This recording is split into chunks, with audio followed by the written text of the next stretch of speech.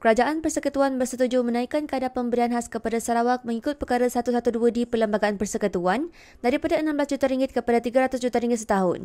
Perdana Menteri Datuk Seri Anwar Ibrahim berkata, semangat pemberian khas itu melihat kepada kedudukan Sabah dan Sarawak yang mundur ketika pembentukan Malaysia 60 tahun lalu. Beliau berkata, ketika itu pimpinan memutuskan harus ada peruntukan namun sejak bertahun-tahun, Sarawak hanya diberi RM16 juta. Beliau berkata demikian Presiden Media selepas mesyuarat Majlis Tindakan Pelaksanaan Perjanjian Malaysia 1963, MA 63 di Dewan Undangan Negeri Dun Sarawak pada Jumaat. Satu perkara yang agak rumit yang telah lama dibincangkan dan saya telah beritahu kepada Ketua Menteri Sabah dan Premier Sarawak untuk diselesaikan ialah soal pemberian khas perkara 112D dalam perlembagaan. Ini maknanya tiap tahun ikut perjanjian MA63 satu ada pemberian khas. Tetapi saya teliti, saya bukan orang Sarawak atau Sabah dan isteri saya pun bukan dari Sabah dan Sarawak. Tetapi kita kadang bila kita lihat dari segi yang Sabah dan adil. Ya, semangat pemberian ini ialah melihat kepada kedudukan Sabah dan Sarawak semasa pembentukan Malaysia yang relatif lebih mundur ke belakang.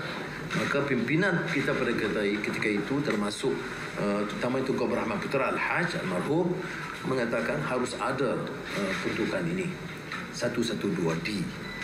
Tetapi perbincangan dan perundingan pada satu ketika bertahun-tahun Sarawak hanya diberi RM16 juta. Dan tentunya saya selaku Menteri Kewangan tidak fikir ini satu jumlah yang munasabah. Untuk beri yang terlalu tinggi pun tidak mampu. Ya, kerana dalam 112D itu disebut satu peruntukan berdasarkan beberapa ukuran tapi tertakluk kepada keupayaan ekonomi kewangan persekutuan.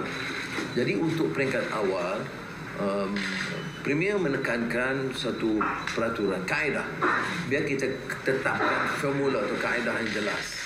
Okey, dan saya setuju dalam mesyuarat tadi pun setuju formula yang jelas. Tapi peringkat awal ini kita beri sekitar dari 16 juta itu naik sekitar 300 juta ringgit ya, sebagai suatu sumbangan, tetapi ini tertakluk kepada formula tetapkan. Apa kebijaksanaan formula? Maknanya jangan kita terikat dengan 300 juta itu ya.